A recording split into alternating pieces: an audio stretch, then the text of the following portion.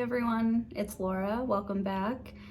I don't know what's happening with my hair, but I'm here to do a book haul. Well, a mini book haul.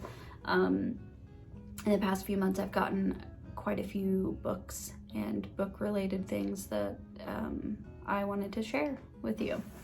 I got 4 books and 2 journals. No, I'm sorry. 5 books to show you and 2 journals. So most of these I got at Barnes & Noble, and then I did get 1 book from Book of the Month that I just signed up for this month. And I don't know if I'm gonna continue. I don't know if I'm gonna continue getting Book of the Month books, but this particular month they had one that I really wanted, and so I got it. But we'll do that one last because that one I'm the most excited about.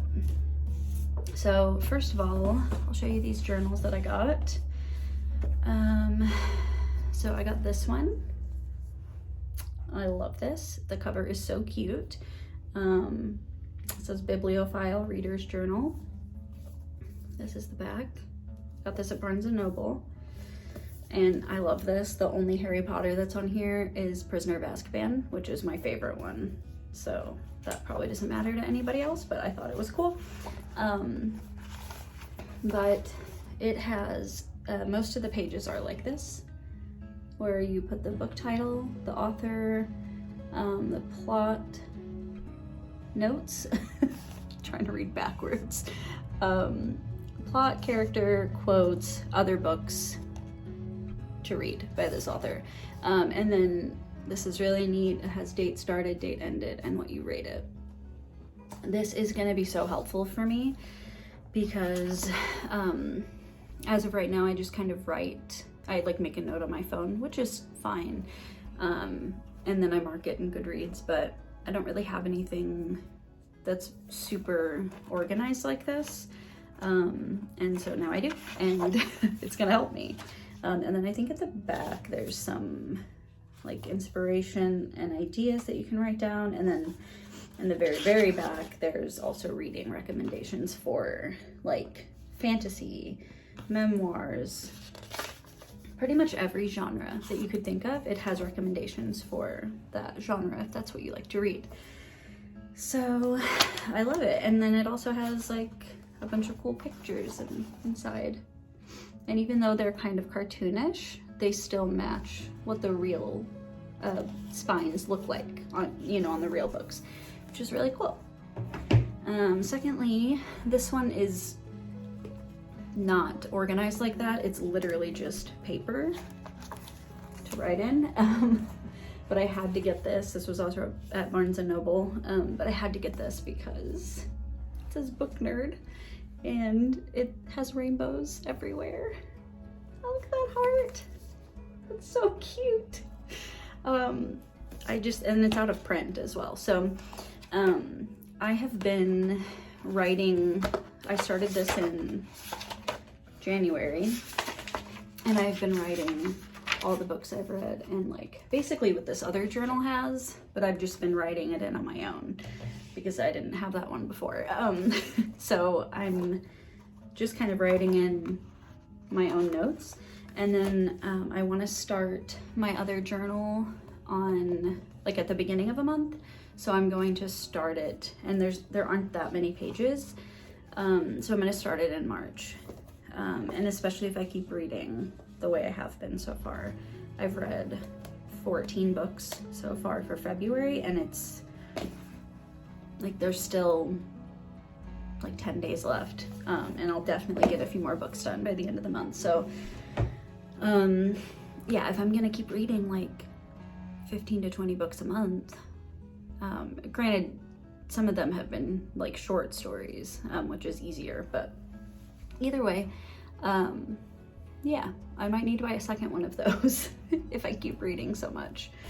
Okay, moving on to the books. I have 3 that I got at Barnes & Noble and 1 I got at like a local bookstore in town. So I'll do that one first. But that one is this book, Ashes in the Snow. And it says here that it was previously published as Between Shades of Grey. So I think this is from, they like renamed it from the movie, I'm pretty sure. Yeah, now a major motion picture, says it right there. I don't know anything about this. I believe it's historical fiction. I'll just read the blurb. It says, a gripping novel of survival and hope in the darkest of places. A knock comes at the door in the dead of night, and Lena's life changes in an instant. With her young brother and mother, she is hauled away from her home in Lithuania by the Soviet secret police and thrown into a cattle car en route to Siberia. Separated from her father, Lena secretly passes along clues in the form of drawings, hoping they will reach his prison camp. But will her letters or her courage be enough to reunite her family? Will they be enough to keep her alive? That just sounds so interesting. I tend not to gravitate toward like historical type stuff, but it looks like the writing is pretty big. And I feel like this also might be more like young adult, which I like. That's not a problem. I love young adult, but I don't know. It looks really easy to read, and it's the content sounds cool. So I'm gonna give this a try. Next up, I think the other three in this pile are mysteries or thrillers. So I have this book 1 and 3, and then underneath it says marriages end in divorce. This one ends in murder. It is about, cat hair. It's not about cat hair. There was cat hair on my book. It says both of them loved him. One of them killed him. Louise has had to watch her husband start a new family in the 4 years since he left her. The other woman is now his wife, and Louise's mother has even invited Kaz to her wedding anniversary. But Louise isn't ready to let Kaz enjoy the life that was once hers, or to let go of the man she still loves. As Louise starts to dig into Kaz's past, the two women's pretense of civility starts to slip. But in trying to undermine each other, they discover more about the man they both married. And when Andrew is murdered during the anniversary celebrations, both women are found standing over the body. It's always the wife, but which one? So I've read like 1 or 2 chapters so far in this, and it seems really good. So that's that one. Next we have this one here. It's called The Vow. This is another mystery, I think. 2 weeks until the wedding, then the groom disappears.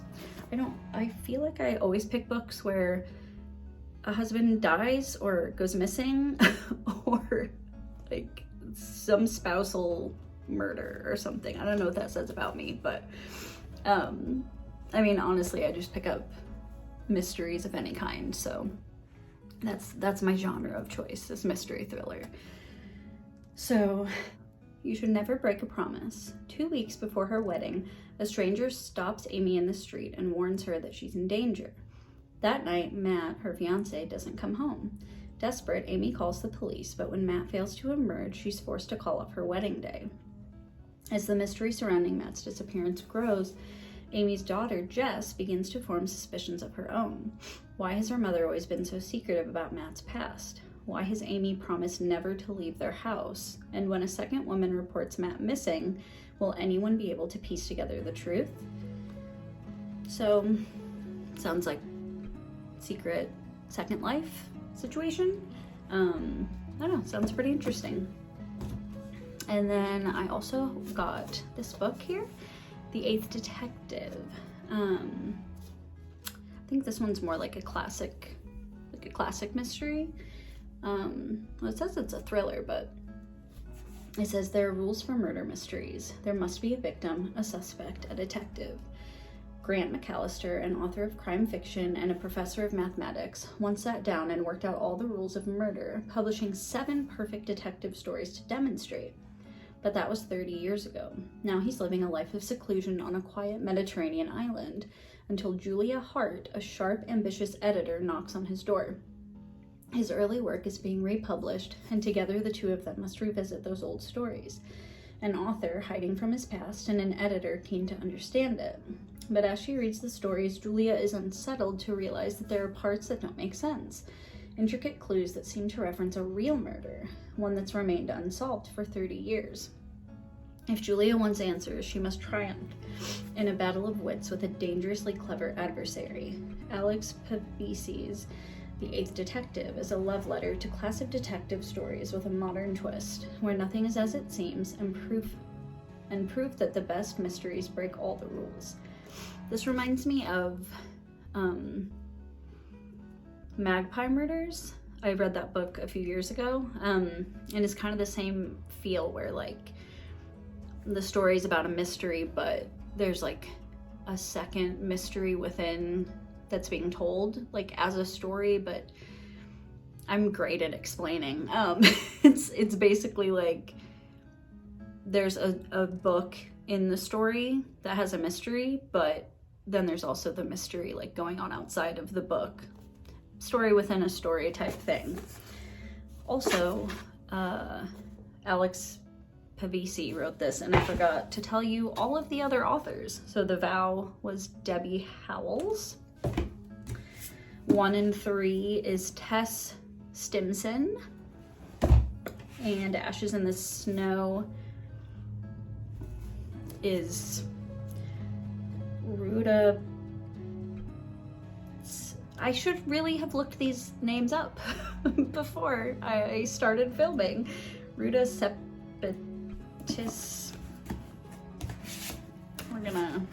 We're just gonna pretend that I knew how to say that.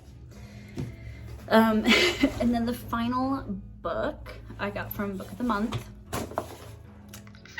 I'm so excited. I already know what book it is, but I thought I would just...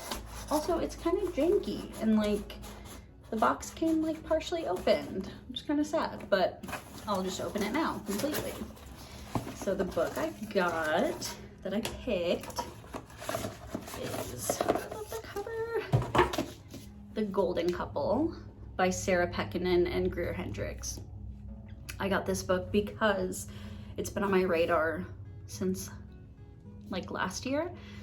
I read 3 other books that these two have written together. The Wife Between Us, An Anonymous Girl, and You Are Not Alone. You Are Not Alone and An Anonymous Girl I gave 4 stars. I gave The Wife Between Us 5 stars. It was one of my absolute favorite books last year. And a lot of people didn't care for the twist. I guessed the twist like almost immediately, but I loved it. It worked. And that's the thing, is like twists that I guess can either ruin a book or make it better. And in this case, it made it better for me. But yeah, so I looked, after I finished those books, I was like, I read all 3 of those books like in a row, just devoured them in a week. And even the 2 that I gave 4 stars, I loved. They just weren't quite as good as that one.